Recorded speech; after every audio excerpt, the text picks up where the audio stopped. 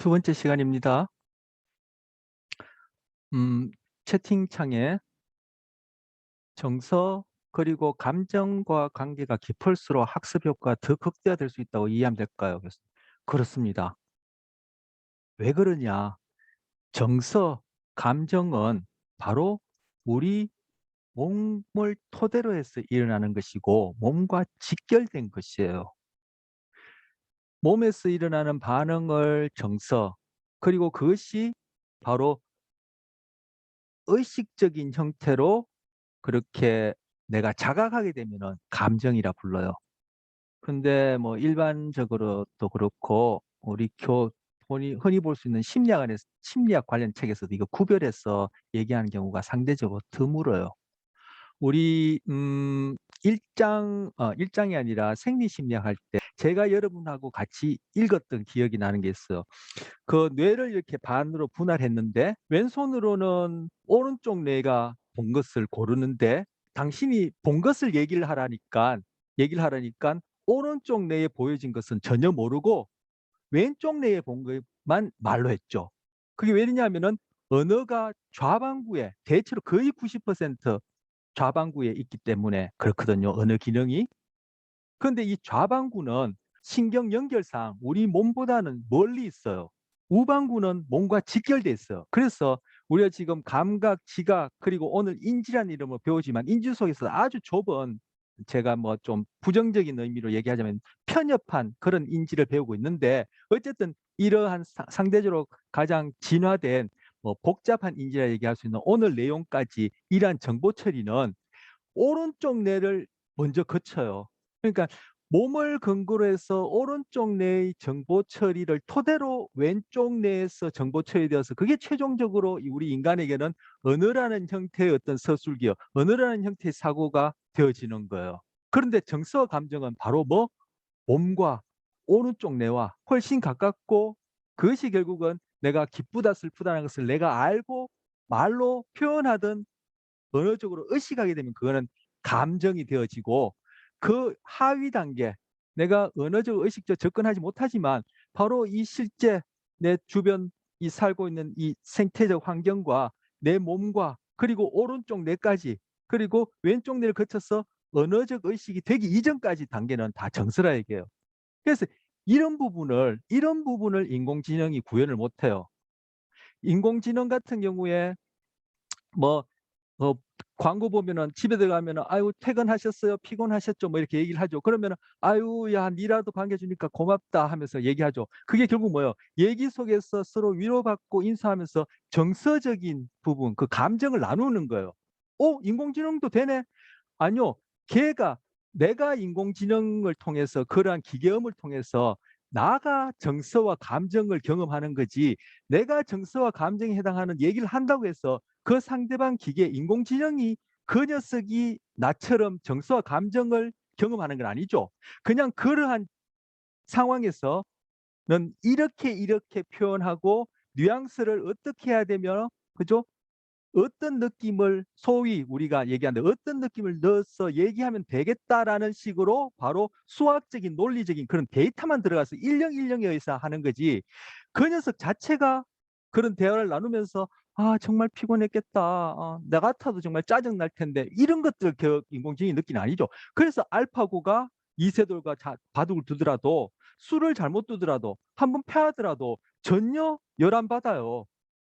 그런 부분 바로 정서 감정과 관련된 우방구의 시스템 진화적으로 오래되었고 다른 동물들과 우리가 상대적으로 좌뇌보다도 더 많이 공유하고 있는 시스템을 인공지능이 과연 구현할 수 있겠냐는 거예요. 뭐 몇십억 년의 그런 진화 과정, 인류의 진화는 뭐 몇십억 년까지 안 된다 하더라도 저는 지식이 짧아서 아는 게 없어서 이렇게도 생각하겠지만 그게 구현된다는 건 회의적이라고 저는 생각한다 이거죠. 그래서 벌써 가상현실 얘기를 하면 그게 뭔가 대단한 새로운 뭐 신세계가 열린 것 같지만 벌써 우리의 언어라는 자연적 언어가 진화된 그 상태가 벌써 가상현실이 시작된 거예요. 우리가 소설책을 보고 여러분과 저가 이렇게 그죠 실제 여기 나오는 이런 것들을 몸으로 경험하지 않고도 이런 것들을 그나마 피상적으로 몸이 빠져버린 진짜 진정한 이해와 의미가 아니지만 그나마 이것을 공유할 수 있는 것이 바로 여러분하고 저하고 언어라는 이름으로 가상 세계에 지금 있는 거예요. 근데 그것을 컴퓨터에다가 그것을 구현했다는 그 차이밖에 없는 거죠. 뭐 대단한 것 같지만 알고 보면은 그죠? 뭐 그 실제로 들어가면 구체적인 일 대단하죠. 인간이 어떻게 이런 것까지 할 수 있나 싶고 대단한데 그 본질상 보면은 그렇게 뭐 이 진화를 통해서 그런 각각의 생물들이 그 처한 적재조소에 적응해서 번식하게끔 만들어진 거기에 비하면은 조족지혈이죠. 아무것도 아니죠. 이것도 제 편견인지 모르겠습니다만.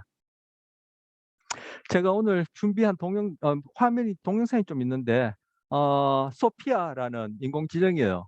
더 뭐 개발이 많이 됐겠죠. 뭐 짧은 시간에 워낙 이쪽 분야는 이제 뭐 요즘 빨리빨리 이제 뭐 많은 사람들이 인텐시브하게 그렇게 연구를 하니까 이 소피아가 지금 여기 이렇게 대화하는 거예요.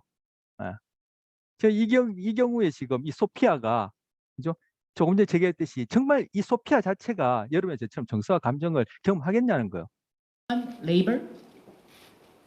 Robots are doing many tasks today that humans used to do in the past. And robots will be able to do a lot more in the future, which means human jobs will need to change and transform. Humans will learn and 자, 이거 develop 뭐 to 다 reach their 내용 볼 higher. 필요 없겠죠. 여러분 이미 뭐 소피아 이 대해서 뭐 본 사람도 있고 아는 사람도 있을 텐데, 자 다시 돌아가면 예? 바로 이 소피아가 지금 하고 있는 이것이 바로 오늘 우리가 다루는 이 좁은 의미의 그런 논리와 수학을 바탕으로 한 그런 인지를 보여주는 예예요. 이거는 상대적으로 구현하기가 쉬워요. 그 안에 있는 그 이론상 물론 제가 뭐 그럼 밀어할 수 있느냐 하면 저는 뭐 이거 그냥 흉내도 못 내죠 뭐 이게 그죠? 보면 안에 뜯어보면 아무것도 모르지만 본질상 그것이 그죠? 우리가 다루고 있는 오늘 이런 내용의 것들이 구현됐으니까 우리 인간과 비교해 볼 때 우리 인간이 갖고 있는 어떤 그런 생물학적 시스템화에서 우리가 지금 심리학이라는 이름으로 또 얘기를 하는 심리학 중에서도 가장 가장보다 굉장히 좁은 부위, 진화적으로도 그죠? 우리 인간이란 종에서만 볼 수 있는 어떤 그러한 기능, 그리고 진화라는 그러한 장구한 세월 속에서도 그죠? 1초 정도에 해당할까요? 그런 짧은 동안에 나타난 그런 결과물이 구현된 상태인 거죠. 그걸 가지고 우리가 그죠? 달에도 가고 뭐 미사일도 쏘고 핵무기도 만들고 지금 우주에 가서 영화도 찍는다고 하는 거예요. 하지만 그런 그런 오랜 동안의 그런 진화를 통해서 바로 정서와 감정과 관련된 그 부분이 상대적으로 구현하기 힘들다는 얘기를 제가 이렇게 말씀드렸고 반복하고 바로 그런 부분이 우리한테 같이 일어나면 일어날수록 우리에게는 이 정보 처리가 거의 자동적으로 쉽게 배워지고 오랫동안 기억나고 잘 안 잊어버려져요. 그래서 제가 이걸 우리가 하는 이런 수업, 여러분이 학교에서 하는 그 대부분의 수업을 여러분이 잘 하려면은 호기심과 아하하는 경험이 있어야 된다 말이에요. 근데 호기심과 아하하는 경험이 있으려면은 여러분이 평소에 그에 대해서 배경 지식과 관심이 있어야 호기심도 있고 알게 됐을 때 아하하지, 관심도 없고 배경 지식도 없으면 뭔 소리 하는 거야? 이해하더라도 나는 이해했다는데 바로 인공지능이 지금 대화하면서 이걸 그죠? 일령일령 논리적으로 수학적으로 이해하는 그 수준밖에 이해가 안 돼요. 그러면 여러분이 그죠? 뭐 여기 보니까 연극영화과 학생도 있고 뭐 예체능계 학생도 있는 것 같고 뭐 의공학 학생도 있는 것 같고 뭐 철학과 학생, 국제학 뭐 여러 가지 전공이 있는데 자기 전공에 가서 그걸 적응하기 힘들어요. 왜? 어느 학문이 되었든 어느 전공이 되었든 내가 하는 거죠. 인간이 하는 거죠.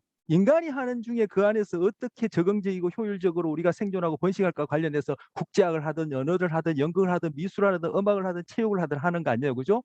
근데 거기에 결국 인간이 하는 것인데 이런 부분만 지금 인공지능과 관련된 소피아와 같은 부분만 구현한다면은 그건 뭐 굉장히 우리 삶하고 먼 얘기가 되는 거죠. 그리고 여러분이 적용하기 힘들고 이런 부분이 여러분이 잘 이해가 되어지고 여러분이 그런 도식이라 배웠던 우리 그런 표현한 그런 여러분의 어떤 기억 속에 그것이 탁 그 한 요소로서 이해가 되어지고 의미가 안아지는 만큼 하려고 하는 것이 아니라 자연스럽게 여러분의 분야에 적용이 되어져 버려요. 그런 공부가 필요한 거지. 지금 소피아처럼 그 외워서 하는 공부 그냥 학점만 받고 끝나는 거예요. 이게 바로 제가 지금 요구하는 게 통합적이고 거시적인 공부를 요구하는 거죠. 그 전공 대학원 박사 가서 하는 거냐. 학부 때 안 했는데 석사 박사 가서 될 것 같아요. 여러분 중에 혹시 선배나 누나 형님 중에 석사 박사 나온 사람한테 한번 물어봐요. 그 정도 통합적인 사고하는 사람 다 그렇게 그런 사고를 하는지. 그렇지 않아요. 여러분이나 저나 이제까지 받아온 그 10여 년 이상의 그런 교육이 거의 소피아와 같은 그런 교육을 받았기 때문에 그렇게 사고하는 사람 쉽지가 않아요. 상대적으로 대다수가 아니에요. 오히려 적으면 적었지 과반수가 아니란 얘기예요. 그래서 제가 그런 것들 지금부터 여러분이 제가 생리심리학 할 때도 얘기했지만 여러분의 그러한 것들을 할 수 있는 전전두엽이 가장 활발하게 발달하고 연결망, 네트워크가 지금 왕성하게 일어나는 거니까 힘들고 이제까지 안 했기 때문에 어렵더라도 지금부터 하면은 여러분이 여러분 분야에 아니면 여러분의 삶 속에 이게 배웠던 게 흔히 하는 말로 피가 되고 살이 된다는 얘기예요. 근데 그렇게 하는 게 깊이 의미 부호하려면은 정교화를 해야 되고 배경 지식이 많아야 되니까 그게 어렵죠. 귀찮죠. 싫죠. 그것과 이제 싸움인 거예요. 정서 감정이 깊을수록 학습 효과 잘 되죠. 일례로 아까 제2외국어 배울 때 연애하면 가장 빨리 배워요. 물론 나이 들어서 하면은 그만큼 그죠? 결정적 시기도 그렇고 그런 비서술 기억과 관련된 그런 부분들이 늦게서 이제 데이트와 다르니까 그건 한계 있지만 제가 지금 학원 다니고 책 보고 하는 것보다도 당장에 그죠? 연애해 버리면은 금방 배워요. 그리고 제가 지난 시간에 학습과 기억 얘기하면서 첫 키스 안 해본 사람 기억할 내용이 아직 없지만 첫 키스 다 기억할 거예요. 저도 기억해요. 한 30년 이상 지났는데도. 근데 두 번째는 제가 한 번만 안 해봤겠죠, 분명히.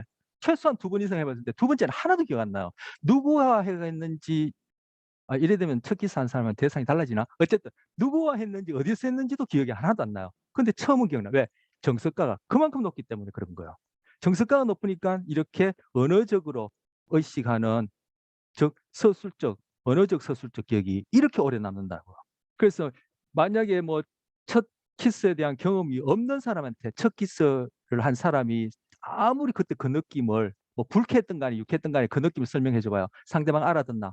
전혀 못 알아듣겠죠. 소피아가 이해하는 그런 수준으로 알아들 거예요. 바로 우리 수업이 그런 식이 된다는 거예요. 대부분 수업이. 그럴 수밖에 없죠.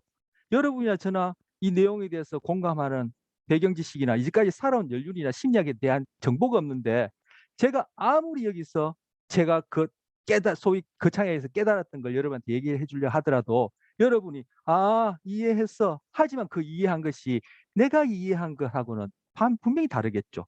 그래서 그 갭을 줄이려고 제가 이렇게 저렇게 예를 들고 했던 말도 또 하고 자꾸 얘기를 하는 거예요. 여러분한테 좀이라도 그것이 다가와서 이것을 이해하는데 좀 더 나의 과거 20여 년 동안의 체험과 관련해서 연결망이 지어지고 그리고 그것이 여러분이 앞으로 하는데 배경 지식이 되도록 하고 싶어서 그럴 거예요. 어떤 경우에 그러죠. 그렇게 하지 말고 그냥 시험에 나올 건 쭉 얘기하세요. 이렇게 하는 경우도 있어요. 저는 그런 건 대학까지 와서 이 비싼 돈 주고 돈보다도 여러분의 인생에 있어서 매 순간이 중요하지만 이 황금기에 그딴 시에 썩어 빠진 그 공부도 아닌 공부 그런 거는 할 필요가 없어. 이제 소피아 같은 인공지능이 다 한다고요. 그런 것들. 아까 쉬는 시간에 중간고사 얘기를 했는데 오늘이 우리 챕터 수와 우리 주차 수가 동일하게 나가니까 오늘 6장 6주차고 8주차 시험이니까 다음 주가 우리 중간고사 시험이에요. 학교에서 뭔가 그런 일정상의 변경이 있었는지 제가 아직 통보를 못 받았는데 있었다 하더라도 우리 순서적으로 나가는 것이 저는 나쁘지 않을 것 같고 좀 변경하고 하면은 여러분들 혼란도 줄 수 있고 만약에 변경됐다면 우리가 한 주 더 일찍 본다면은 다른 수업하고 안 겹치니까 여러분이 시험 준비하기에도 좀 여유가 있을 것 같으니까 그냥 순차적으로 쭉 해서 그렇게 나가도록 하겠습니다. 그래서 다다음 주 8주차가 시험이 되겠네요. 날짜는 여러분이 각자 확인해 보시길 바랍니다. 그리고 언어는 이런 식으로 구성되어 있다. 이것도 지금 이렇게 왜 구성해서 인간에게 해당하는 그 언어적 사고를 이런 식으로 이해하지. 이게 바로 심리학과 관련된 분파 중에 구조주의, 요소주의, 환원주의와 관련된 그러한 접근이다. 그런데 뒤에 가서는 쭉 그것이 일어나는 프로세스를 보는 기능적인 접근을 뒤에서 또 다뤄요. 그래서 이것은 주로 언어학에서 언어학에서 이런 접근을 취한다. 그런 내용이 이제 책에 있어요. 자, 내용과 관련된 의미론이라고 사용과 관련된 활용론이라는데 이것도 이제 뒤에서 이제 볼 수 있겠습니다. 자, 그래서 지금 첫 번째 제목은 언어 이해와 산출인데 먼저 여기서 이제 단어 이해죠. 아까 제가 형태론부터 의미가 시작한다 했었어요. 그죠? 의미가. 그럼 지금 이제 형태론에 해당하는 것이 아까 단어고 통사론, 구문론에 하면 문장이 된다고 했는데 바로 여기 단어 이해 그리고 담화라는 것은 한 개 이상의 문장을 얘기하는 거예요. 흔히 우리가 텍스트 얘기하는 게 담화예요. 예. 그래서 지금 여기 해당하는 거겠죠. 여기 형태론, 통사론까지 와서 하는 건 이 언어적 이해를 통한 언어와 관련된 그런 좁은 어떤 인지 과정을 배우는데 바로 단어 이해와 관련해서 이러이러한 것들이 작용할 때 단어 이해가 여러분이 하는 거나 나랑 하는 거나 요런 것들이 어떻게 작용하냐에 따라 이해가 달라진다. 한 개 이상의 문장, 텍스트를 우리가 이해하면서도 여기서 본 요러요러한 것들에서 그 이해가 달라진다는 것이 바로 여기 의미론이 되어지고 그리고 산출에 있어서 또 살펴볼 그러한 요인들이 작용하면은 그것이 또 영향을 미친다. 그것이 활용론이 되는 거예요. 자, 그래서 단어 이해.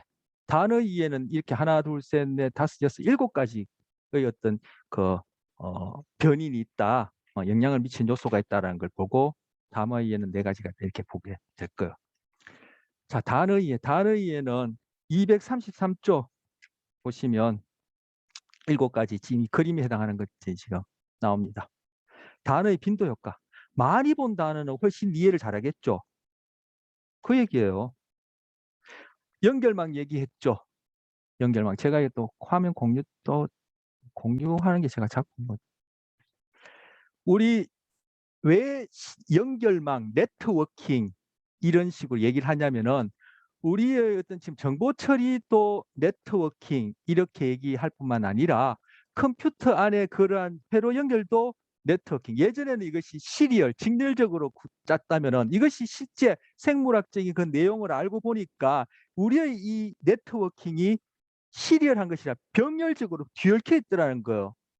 그런데 이러한 생각이 어디 그대로 우리가 각각 학문 분야에서 이 전 유기체, 이 지구 전체 우주를 보면서도 네트워킹적 그리고 직렬적이 아니라 병렬적 사고 이런 관점이 지금 계속 공유하고 있어. 왜?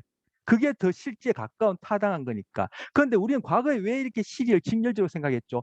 바로 언어적 인지 의식에 딱 그것이 전부인 줄 알고 데카르트 이원론자가 생각하는 그러한 의식 비서술기업과 같은 무의식 이런 부분은 없고 인간의 정신은 합리적이고 오류가 없고 모든 것이 의식할 수 있는 것만 정신이고 그것이 가진 우리의 정신이다. 그리고 인간이 다른 동물들은 정신이야 얘기할 수 있는 거 없다. 그냥 다 기계 덩어리다. 이렇게 생각하시 데카르트의 생각이고 그럼 그 정신은 어디서 주어졌는데 하늘에서 뚝 떨어졌다. 플라톤의 이데아와 같은 데 떨어졌다. 이 생각이 중세 교회의 생각인데 그것이 우리 안에 딱 쇠뇌됐기 때문에 컴퓨터를 구현하더라도 우주를 보더라도 그리고 인간을 이해하더라도 어떻게 합니까? 직렬적으로 바로 이게 언어가 뭐예요? 논리 순서대로 수학적으로 딱딱 직렬적으로 이렇게 구현하고 설명해 보니 했는데 그게 안 맞는 거예요. 그래서 이제 생물학적인데 눈을 돌리고 자꾸 그것을 그런 측면에서 보다 보니까 이 우주라는 것도 그죠? 이 지구 생태계라는 것도 인간이라는 것도 인간의 소위 정신적인 처리라는 것도 그리고 실질적으로 뇌 안에 세포들도 보니까 이것이 다 그물처럼 얼기설기 네트워킹 돼 있더라 이렇게 생각해서 접근하는 거. 자, 바로 그런 네트워킹 상에서 한 단어가 차지하는 어떤 그런 교점이 있겠죠. 그런데 그 부분이 활성화되면 될수록 즉 어떤 단어의 처리와 관련된 그런 네트워킹상의 어떤 부분이 활성화되면 될수록 우리가 예전에 전기 신호나 신경 전달 물질로 분비된다고 했는데 그런 것들이 반복해서 일어나면 일어날수록 어떻게 해요? 그거는 세포 사이에 시냅스 가소성에서 단단하게 연결된다는 얘기죠. 그러면은 그런 단어가 주어지면 우리는 금방 알아듣는단 말이에요. 그리고 그것이 다른 것과 연결됐기 때문에 처음 듣는 사람과 달리 그 단어에 대한 이해가 굉장히 폭넓고 거시적으로 깊게 부호화되어지고 오랫동안 남고 나중에 인출도 잘 된다는 거예요. 여러분 이렇게 공부를 해야 된다는 거예요. 그래서 뭐요? 단어 빈도 효과 뭐요? 복습을 많이 하라는 거예요. 복습을. 운동도 그렇고 음악도 그렇고 미술도 그렇죠. 제가 어저께인가 뭐 조성진 씨 그 뭐 쇼팽 콩쿨 그 기념 콘서트인가 뭐 하는 걸 뭐 저는 피아노에 대해서 전혀 모르지만 워낙 유명하니까 한번 봤는데 1시간 동안 피아노를 악보도 안 못 쳐요. 그렇게 치려면 어떻게 해야 돼요? 바로 이게 비서술 기억이에요. 비서술 기억을 통해서 밤마음 먹이면 연습했겠죠. 그 뭐요? 단어 빈도 효과. 복습을 하고 또 하니까 이 사람 뭐요? 눈을 감고도 치고 서서도 치고 그죠? 인상을 쓰면서도 치고 그냥 그리 치는 거예요. 여러분이 하는 공부가 몸으로 하는 연극이 되었던 그죠? 손으로 하는 음악이 되었던 책을 읽는 것이 되었던 그것이 결국 그런 식으로 반복되어서 여러분의 신경계 네트워크에 딱 연결돼 버리면은 자다가도 튀어나와요. 그런 것들이 전문성이라는 거예요. 전문성을 가지기 위해서 대학에 왔죠. 전문성 안 가지기 위해서는 대학 올 필요 없나? 요즘은 뭐 직장 구하려고 뭐 대학이 이제 직업훈련소가 돼 있는데 전문성을 가지고 대학에 왔다면은 그만큼 반복해야 되는 거예요. 그게 복습을 얘기를 하는 거예요. 단어 빈도 효과라는 게 많이 본 단어는 그만큼 이해가 잘 된다는 얘기를 하는 거예요. 그렇게 되면 여러분이 지금 단어를 얘기를 하지만 우리가 여기까지 얘기했던 우리가 살면서 배우는 모든 것들 그리고 여러분 전문 배우고 있는 공부와 관련해서 이 정도의 학습이 되어지고 여러분 안에 그런 딱 지식이 되어지면은 모든 사건들 보면은 아 저게 내가 배웠던 거 뭐와 관계 있지 이렇게 생각 안 하려고 해도 그냥 인출이 돼 버려요. 그래서 그걸 가지고 여러분이 갖고 있는 전문성을 딱딱딱딱딱딱 설명해 버리는 거예요. 그게 전문가인 거죠. 책 뒤져서 그죠 PPT에 뭐 나오는 거 이거 해서 갈로 안에 집어넣고 그게 무슨 전문가예요. 인공지능 소피아가 하는 건데 자 그게 단어 빈도 효과예요. 교재. 두 번째 글자 친숙성 효과요. 친숙성이 뭐요? 많이 보면은 그만큼 단어 이해가 잘 된다는 얘기예요. 기억도 잘 되고 나중에 인출도 잘 되고 그 뭐 흔히 말로 공부 많이 하라는 얘기예요.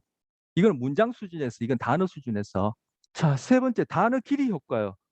단어가 지금 우리는 단어 수준에서 얘기를 합니다. 그리고 이건 문장 수준이고 하지만 제가 좀 전에 얘기했던 건 단어 문장이 아니라 전체적으로 우리 정보 처리하는 그런 특성을 다 얘기를 한 거예요. 자, 단어 길이 효과. 단어가 길면 길수록 그것을 우리는 이해하고 기억하고 나중에 인출하기 힘들겠죠. 여기서는 이해만 얘기를 하지만 인출까지도 이해를 잘하면은 인출도 잘 되어지고 저장도 잘 되어지니까 제가 연이어서 얘기를 하는데 지난 시간에 배웠던 거하고 관련해서 어쨌든 이해하면서도 단어가 길면 그만큼 어렵겠죠. 여기 교재 보면 F라고 캐릭터리스틱이 나와요. 캐릭터리스틱은 단어 수 하나, 둘, 셋, 넷, 다섯, 여섯, 일곱, 여덟, 아홉, 열, 열하나, 열두, 열세, 열네, 15개요. 뭐 제가 빨리 썼기 때문에 15개인지 모르겠지만 알파벳으로 치면 15개. F는 하나, 둘, 셋, 넷, 다섯, 6개. 맞나? 5개예요. 어떤 게 빨리 이해하고 정보 처리가 잘 되겠어요? F이 잘 되겠죠. 왜? 우리가 지난 시간에 봤던 뭐 단기 기억의 저장 수가 몇 개였죠? 7 플러스 마이너스 2라 했죠. 캐릭터는 7 플러스 마이너스 2를 넘어버리는 거예요. 그래서 여러분 긴 단어 외우기가 힘든 거예요. 그런데 긴 단어 외울 때 어떻게 하라 했죠? 숫자가 많으면 청킹하라 했죠. 그걸 의미 단위로 묶으라 했죠. 그 청킹이 뭔지는 지금 복습하세요. 청킹하라 했어요. 청킹하려면 어떻게 돼요? 저 한 단계 부호화 처리를 해야 돼요. 의미 처리, 깊은 의미 처리를 해야 돼요. 그런데 청킹할 때 제가 캐릭터리스틱을 청킹한다고 CHA 묶고 RAC 묶고 세 개씩 묶어서 이게 청킹이 되겠어요? 아니에요. 캐릭터리스틱이란 단어 이것이 어원을 찾아보면은 이게 분명히 뒤에 IC가 리스틱 할 때 IC가 붙으면 이 형용사를 만든다는 전비사가 있고 캐릭터라는 것이 어떤 어원이 있고요. 그래서 어원 공부를 하는 거예요. 무작정. 그죠? F는 APPL 이렇게 외우는 것이 아니라 애플 같은 경우는 어원으로 아마 안 쪼개질 거예요. 근데 아마 L이 이것이 작다, 귀엽다 이런 의미가 있는 전미사일 수도 있어. 제가 이거는 확신하지 못합니다. 어쨌든 그렇게 해서 단어의 어원을 배우게 되면은 그죠? 이것이 청킹이 되어가지고 이 5개 다 이 철자가 생각이 잘 난다라고요. 귀찮죠? 하기 싫죠? 그냥 차라리 APPL 캐릭터리스트는 CHARACTERISTIC 이거 한 10몇 번 써서 외우는 건 쉽겠죠? 가능해요. 왜? 단기 기억. 한 30초 내외로 1분 내외로 머무는 단기 기억. 이게 만약 7글자 안에 든다면 금방 될 거예요. 듣고 돌았으면 그 다음날 기억 안 나요. 왜? 의미 부호가 안 되기 때문에. 이런 식으로 영어 공부를 한다니까요. 내 주위에 보면은 여러분은 알겠지만 그런 사람이 없지 않아서 그리고 그렇게 가르쳐요. 무조건 외워라 그래요. 무조건 외우는 거 소피아가 한다니까요. 그래서 이게 뭐 딱 그래서 어원 공부를 하는 거예요. 어원 공부를 하고 하면 그것이 청킹이 되어서 긴 단어도 결국은 청킹 하면 그게 7개 미만으로 돼버리면은 단어 길이가 알게 되는 거예요. 한자말도 그렇고 영어도 그렇고 우리 한국어 같은 경우는 이게 소리를 못 딴 거니까 그렇게 어원 같은 게 힘들죠. 그래서 어원 있는 단어 한자 같은 경우가 진짜 좋은 글자예요. 한글보다. 한글은 그런 점 구현하기에 인공지능 구현하는 게 굉장히 좋은 글자이기도 하죠. 이게 바로 이게 단어 길이 효과예요. 단어 길이 어느냐에 따라 단어의 차이가 주는 거죠. 이건 바로 앞 시간에 배웠던 단기 기억의 그런 저장 용량하고 관련된 내용이에요. 발음 용이성. 발음하기 쉬우면 여기 좋죠. 애플이 발음하기 쉽습니까? 캐릭터리스틱이 발음하기 쉽습니까? 단어 길이라는 것은 문장으로서는 문어를 얘기를 하는 것이고 발음 용이성은 말로는 구어를 얘기하는 거예요. 구어가 됐든 문어가 됐든 짧을수록 그죠? 저장이 쉽죠. 단기 기억 속에. 여러분 그 기억납니까? 우리 자급 기억 얘기한 거 제가 앞에 배웠던 거 지금 계속 살붙여 얘기합니다. 앞에 내용 지금 복습이 안 되거나 이해 안 되면은 지금 이야기 무슨 소리인지 하나도 모를 수 있어요. 자급 기억은 그죠? CEO와 같은 역할을 하고 관리, 감독, 집행을 한다. 그 안에는 정보를 잠시 유지하는 것도 있고 새롭게 갱신 업데이트하는 것도 있다. 그런데 그 CEO와 같은 중앙 집행 기구가 있고 뒤에 하지 않겠습니다. 교재 보시면 나와요. 그리고 여기 보면 어문 루프가 있고 여기는 시공간 처리장이 있다. 이때 시공간은 시각을 얘기하는 거. 시각과 공간에 관한 처리장이 있고 운과 관련된 그런 처리 장치가 있던데 바로 이 부분이 단기 기억, 작업 기억이라는 것 이전에 단기 기억이라는 것이 갖고 있던 단지 저장한다는 개념에 해당하는 부위예요. 실제 이러한 것에 해당하는 뇌부위도 있고 여기서는 이제 기능적으로 그것을 이렇게 그림처럼 나타내는데 바로 이 부분 뭐요? 바로 단기 기억의 저장과 관련되니까 이게 7 플러스 마이너스 2인 거예요. 그것이 글자 형태로 되었냐에 따라 소리 형태로 되었냐에 따라 그 차이가 밖에 없기 때문에 이것이 그 저장이 1분 내로 7개 정도 되어지니까 이 단어 글자를 쓰던 이거 소리 말이 되었던 이 공간 안에 잠시 저장될 수 있는 그 길이만 된다면은 훨씬 우리는 단어를 잘 이해한다. 그걸 얘기를 하는 거예요. 이런 얘기 제가 지금 앞에 보였던 얘기 없이 그냥 이걸 제가 교재에 있는 것만 얘기를 하면은 뭐요? 그냥 무작정 외우는 것밖에 안 되죠.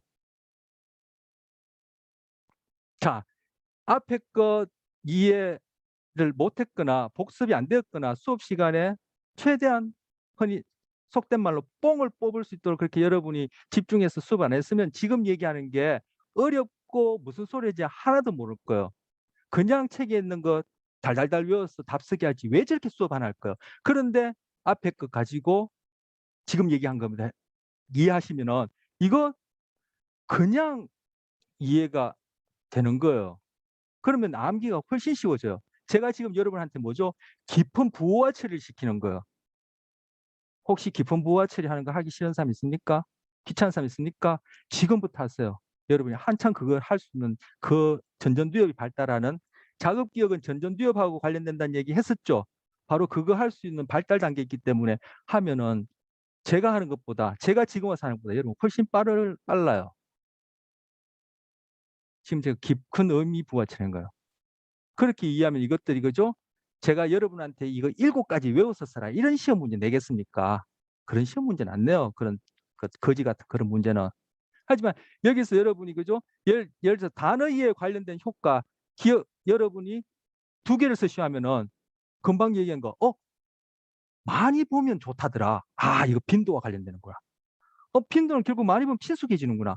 단어 길이, 발음용이, 금방 얘기한 자극기에 관련해서 그렇게 이해하면은 여러분이 이거 중에 제가 단어 기회와 관련된 거 2가지 효과를 쓰시면 그거 못 쓰겠어요? 근데 이거 무작정 외워서 쓴다면은 7개 무작정 외웠어요. 이게 지금 마침 7개네요. 단기 기억 저장 수사. 그중에 2개 찾아내려면은 기억나겠어요? 이게 다 뒤섞여 버려 가지고. 그다음째 의미 복잡성 효과예요.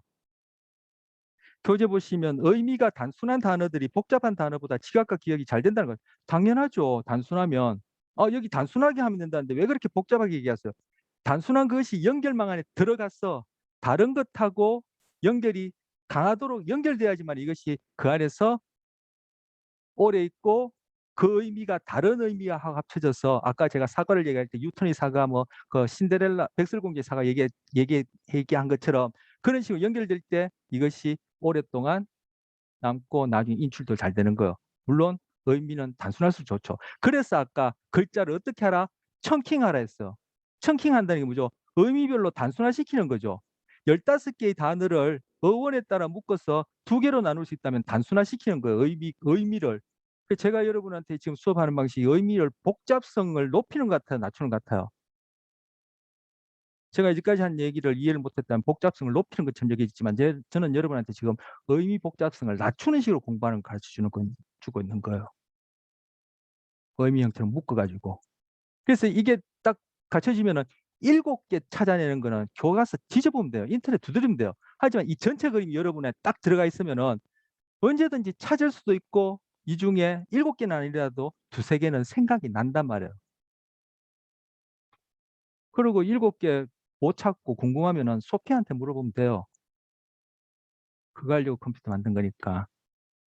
그런 식으로 공부를 해오셨다면 더 그렇게 하시고 안 하셨다면 지금부터 하시고 그렇게 하시는 얘기예요. 단어의 우월성 효과.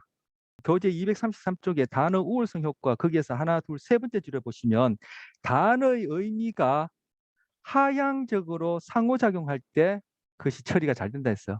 하향식 처리, 상향식 처리. 상향식 처리는 자, 우리 시각 배웠죠. 그 전자기파 중에 장파장에 해당하는 것이 우리 망막을 자극하고 그래서 광수용기를 통해서 전기신호를 일으키고 그것이 결국은 후두엽에 있는 시각피지를 거친 다음에 그리고 여차저차해서 우리가 빨간색이다라고 결국은 지각하게 되는 거. 이거 상향식이에요.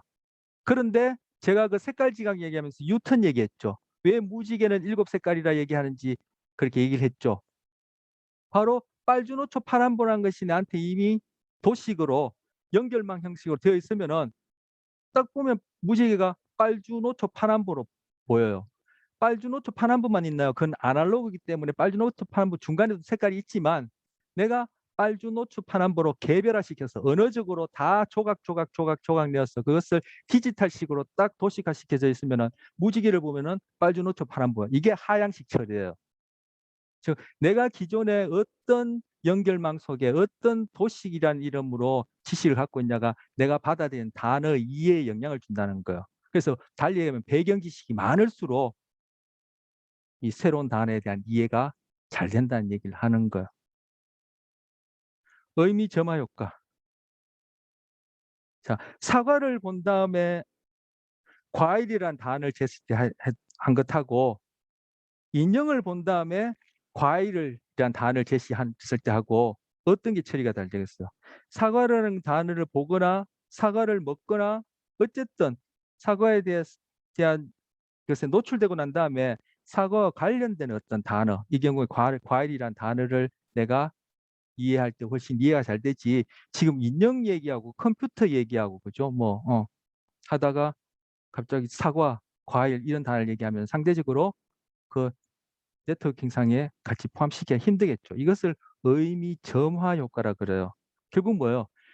내가 지금 듣고 있는 단어, 배우고 있는 단어, 공부하는 단어와 관련돼서 배경 지식이 있느냐 아니면 좀 전에 이것을 쭉 그냥 예습이라도 했느냐 이거에 따라 그 위에 단어 처리가 훨씬 잘 된다는 얘기야. 즉 점화돼 있다. 미리 거기에 불이 지펴져 있기 때문에 그 단어를 듣더라도 처음 들을 때보다 훨씬 잘 된다는 얘기를 하는 거야. 제가 비유적으로 지금 얘기를 하는 겁니다. 뭐 불이 지펴져 있다 이런 것들은 전문적으로 정확하게 여러분들한테 얘기하려면 배경 지식에 관련된 정보가 너무 많아서 제가 얘기하기 힘들고 그렇습니다. 정서의 경우에도 그래요. 의미 점화 효과와 관련해서 내가 우울할 때는 우울한 기억들이 잘 나요. 그리고 돌아다니면 다 우울해 보이는 사람들은 눈에 잘 띄어요. 어텐션도 그런 식으로 돼요. 그리고 사람들 보면 그 당사자는 지금 우울한 게 아닌데 우울하게 보여요. 대화하는 것도 우울한 건 들려요. 이것이 바로 의미 점화 효과예요. 바로 내가 어떠한 상태의 의미냐에 따라 보이는 것이 그런 식으로 관련 있는 것들만 보이기도 하고 관련 있는 것들이 훨씬 더 잘 내한테 입력된다는 얘기예요. 속된 말로 개 눈에 똥만 보인다는 얘기하고 같은 의미예요. 그 의미인즉슨 물론 개 눈에 똥 보이는 것을 의미점화라고 하진 않지만 저는 이제 심리학을 여러분 지금 수업도 하고 주중에도 남들은 뭐 준비하고 하기 때문에 모든 뉴스를 보면은 계속 그 주의 수업이나 제가 하고 있는 전공과 관련해서 그것들이 계속 의미 처리가 되어져요. 그래서 내가 갖고 있는 의미망 안에 그걸 하나하나 넣고 소피아 같은 그런 경우에도 그런 식으로 넣기 때문에 다른 사람은 그 소피아를 관련해서 컴퓨터와 관련해서 얘기하겠지만 저는 금방 얘기한 이런 식으로 아까 얘기한 길게 얘기한 그런 식으로 이해하기 때문에 그런 식으로 표현한다면은 그것이 옳은지 틀린지는 또 전문가한테 점검을 받아야 되겠지만 제가 그런 식으로 표현할 때는 다른 사람한테는 전문적인 지식이 되어지는 거죠. 그리고 소피아의 경우를 봤을 때 그것이 그냥 '야 사람 참 기술 좋아. 저 사람하고 대화하네. 야 저 사람 같아.' 이 정도로 보는 게 아니죠. 바로 소피아를 보는 순간 제가 갖고 있는 배경 지식들이 바로 의미점화되어서 거기 나오는 얘기들이 탁탁탁탁탁탁 저 연결만 하면 그냥 자동적으로 들어와서 안 잊어버려져요. 어디 갔어든 얘기할 수 있어. 그럼 그게 바로 내 지식이 되는 거죠. 그냥 암기해서 이렇더라. 외워서 얘기하더라. 아 생각 안 나는데 이런 지식이 아니라 이 의미점화에도 바로 정서하고 무관하지 않습니다. 그래서 내가 기분 좋을 때는 옛 추억이 되었던 현재 내가 만나는 사람이 되었던 뉴스를 듣던 기분 좋은 내용들이 잘 입력이 돼요. 근데 내가 기분 나쁠 때는 어떻게 과거에 기분 나빴던 일들만 잘 입력이 돼요. 이게 의미점화 효과예요. 그래서 사과를 본 다음에 과일이라는 단어를 볼 때 훨씬 과일이라는 단어에 대한 정보 처리가 빨리 잘 되고 인형이라는 단어를 보고 인형과 관련된 얘기를 하다 갑자기 과일을 얘기를 하면은 상대적으로 정보 처리가 안 된다. 이것이 바로 단어 수준에서의 이해와 관련된 언어를 얘기를 하고 문장도 그렇다라는 거예요. 이제 단어가 모여서 문장을 만들고 문장이 한 개 이상 되어서 텍스트를 이룰 때도 그 텍스트를 이해할 때 이러이러이러한 효과 때문에 텍스트 이해의 깊이가 달라지고 즉 부호와의 깊이가 달라지고 저장도 오래되어지고 상대적으로 저장도 더 쉽게 거의 반자동적으로 되어지고 나중에 인출도 거의 반자동적으로 되어지고 오랫동안 기억남는다는 거. 그래서 여기서 참조처리니 인과처리 주제니 상황이니 이거 살펴보겠지만 이 내용 다르냐 텍스트냐 그 차이지 여기 나온 내용들이 뭐요? 다 나의 직간접적인 경험과 관련된 거. 그래서 여러분이 여러분 전공만 공부할 것이 아니라 두루두루 배경 지식을 공부할 수 있는 것이 많아야 되기 때문에 책을 많이 읽어라. 책을 많이 읽으라는 거야. 여러분이 몸으로 그죠? 미국 갔다 인도도 갔다가 그죠? 뭐 북한도 갔다가 그 어디 뭐 제주도 갔다 하와이도 갔다가 남자도 만났다 여자도 만났다 과학자도 만났다 예술가도 만났다 이렇게 다 직접 몸으로 할 수 없잖아. 그러니까 그와 관련된 것을 두루두루 간접 경험을 하게 되면은 배경 지식이 많기 때문에 여러분이 앞으로 하는 전공을 들었을 때 그런 배경 지식이 없는 사람하고 천지 차이가 난다는 거. 그런 측면에서 우리 지금 심리학도 그런 식으로 이해하고 배우면 좋겠다는 얘기를 제가 쭉 해온 거예요. 제 마음속에는 제가 그런 명시적으로 여러분한테 얘기를 안 했을 수도. 그리고 그것이 가능한 한 여러분이 실제 몸이 그것을 경험하면 더 좋다 이거죠. 왜? 아까 정서와 감정이 관련돼서 학습과 기억이 잘 되니까. 그리고 나 안에 그 연결망이라는 이름으로 도식이라는 이름으로 딱 자리 잡고는 나중에 뭐 생각하려고 하는 것이 아니라 그냥 생각나는 식으로 자동적으로 인출되어지고 안 잊어버려지고 오래간다는 얘기야. 그걸 지금 언어와 관련해서 얘기를 하고 있는